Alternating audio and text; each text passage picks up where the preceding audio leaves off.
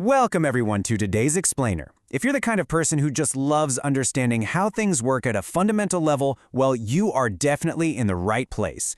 Today, we are unpacking the history, the underlying mechanics, and the rapidly approaching ethical abyss of artificial intelligence. We're anchoring today's entire journey on Herman Strange's deeply fascinating book, Machines That Think: History of Artificial Intelligence. We'll be pulling directly from this source to trace the origins, the incredible rise, and, for sure, the very real dark side of AI development. All right, let's dive right into Section 1, The Origins of Intelligence, a long human dream. Now, you might be wondering, when did this all start? Well, the dream of artificial intelligence actually traces all the way back to ancient Greece, with these wild myths of mechanical, steam-powered birds. But the actual foundational framework for intelligent machines, that was laid down in a breathtakingly short window. In 1950, Alan Turing proposes his famous test to evaluate machine behavior. Fast forward literally just 6 years to the 1956 Dartmouth Conference, led by pioneers like John McCarthy and Marvin Minsky.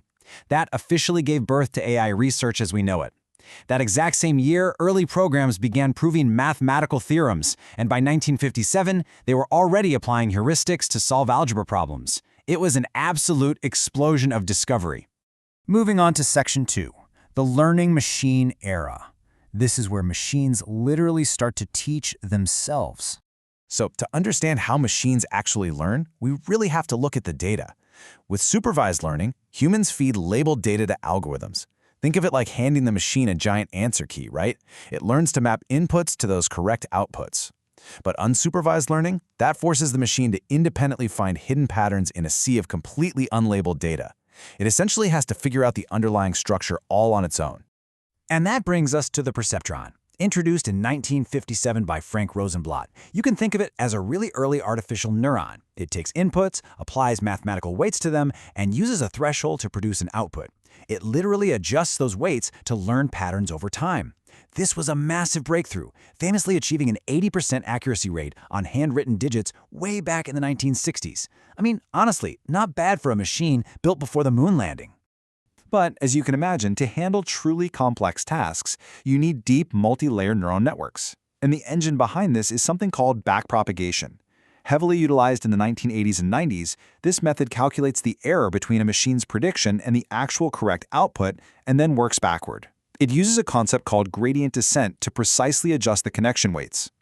This single, absolutely crucial algorithm is what allowed these networks to learn complex, hierarchical concepts. And those multi-layer networks, they quickly evolved into major deep learning breakthroughs. We're talking convolutional neural networks, which totally revolutionized image recognition by mimicking the human visual cortex. Then you have recurrent neural networks, which essentially gave machines an internal memory, making natural language processing and translation possible. And of course, reinforcement learning allowed AI to learn through pure trial, error, and reward. That's what led to modern miracles like AlphaGo defeating human champions at ridiculously complex board games. This was the sudden, mind-blowing leap to superhuman performance. If you find this analysis valuable, please like and subscribe to Knowledge Lighthouse to help us bring more truths to light. Let's shift gears to Section 3, The Dark Side Arises. We need to talk about the societal threats of AI. 47%. Just let that number sink in for a second. That is the estimated percentage of U.S. jobs at risk of automation in the coming decades. We are talking about the potential displacement of millions of workers across manufacturing, transportation, retail, and increasingly white-collar professional services too. But job displacement is honestly just the edge of what the source calls the AI abyss. Because AI learns from historical data, it naturally embeds and perpetuates our own historical biases. That leads to awful issues like flawed facial recognition or discriminatory lending practices.